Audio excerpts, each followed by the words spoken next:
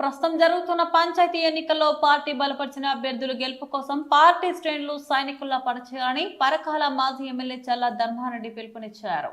సోమవారం హన్మకొండ జిల్లా పరకాల నియోజకవర్గంలో నడికుడ మండలం నార్లాపూర్ గ్రామంలో బీఆర్ఎస్ బలపరిచిన సర్పంచ్ అభ్యర్థి పిల్లల తిరుపతి గెలుపు కోసం గ్రామంలో ఏర్పాటు చేసిన సన్నాహక సమావేశంలో వారు పాల్గొన్నారు.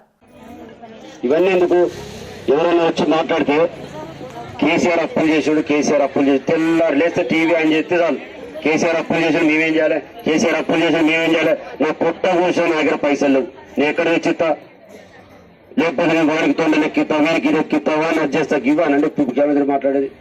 ఇలా ఒక ఇంటి పెద్ద మనిషి డబ్బులు లేకపోయినా భార్య పిల్లలు చెప్పకుండా వ్యవహారం నన్ను నడిపిస్తాడు. ఊరికే ఇంట్లో కూర్చొని నాకేం పైసలు నువ్వు బయటకు అంటావా భార్య అంటావా, ఊకే ఇంట్లో కూర్చొని పైసలు అని ఇంట్లోనే కూర్చొని అంటే ఏమంటే ఊకే ఇంట్లో పెడతాను బయటకు ఉంటుంది. మన గుట్టు దాచుకొని వ్యవహారం చేయాలి. ఇలా మీ ఊళ్ళోనే ఒక ఎగ్జాంపుల్ చెప్తా.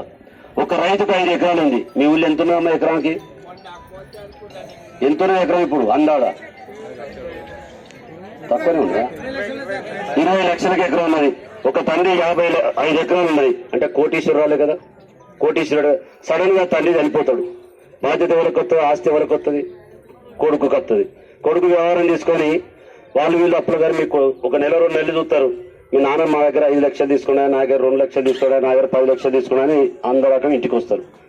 మా నాయన వేసుకున్న అప్పుడు నాకు తెలియదు, నాకేం సంబంధం అంటే ఊకుంటారా? నువ్వు ఆయన ఆస్తి 5 ఎకరాలు తీసుకుంటావు, అప్పులేమో కట్టనంటావు. అప్పులు చేసి ఊరంతా తిరుక్కుని మా నాయన అప్పులు చేసి నేను కట్టాలంటే ఎవరుకుంటాడు? ఆయన ఎకరాలు కావాలి, అప్పులేమో వద్దు.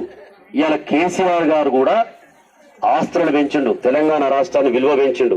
తెలంగాణ రాష్ట్రంలో హైదరాబాద్ లో 1 ఎకరం తక్కువ 50 కోట్లు ఉంది. రేవంత్ రెడ్డి మొన్న భూమి అమ్ముకుని పేపర్ చూసి 1 ఎకరానికి 137 కోట్లకు అమ్మండు. 1 ఎకరం 130 కోట్లు. ఇది ప్లేస్ సరిపోదు, మీ ఊరు అంతా పరిచయం సరిపోదు. ఆ పైసలు 100 అమ్మినా లేదా? ఆ విలువ ఎవరు పెంచిందమ్మా?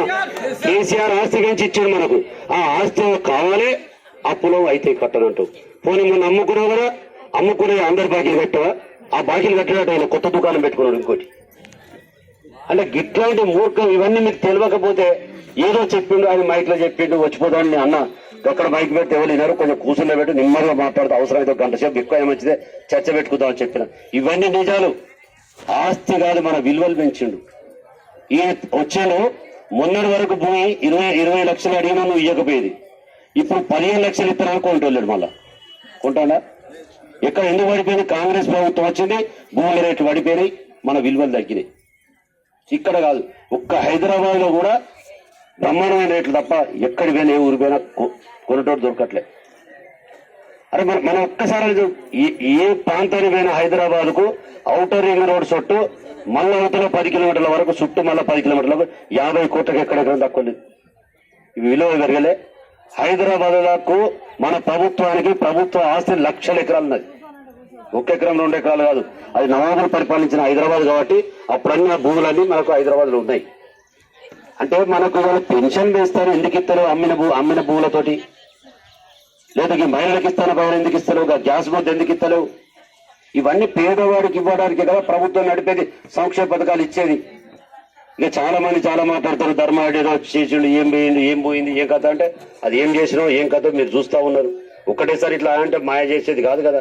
కనీసం మా పీరియడ్లో మేము పనులు చేసినామా లేదా చూడండి. పండించిన పంటను మీ కళ్ళాల కాడికి వచ్చి కరోనా పీరియడ్లో ఇబ్బంది పడతారు రైతులు, బయటికి వెళ్తారు అని చెప్పి కళ్ళాల కాడికి మా ప్రజాప్రతినిధులు, అధికారులు, ఎంఆర్ఓలతో సహా ఎంపీడీలతో సహా వచ్చి కాంటాలు పెట్టిన వాస్తవం కదా.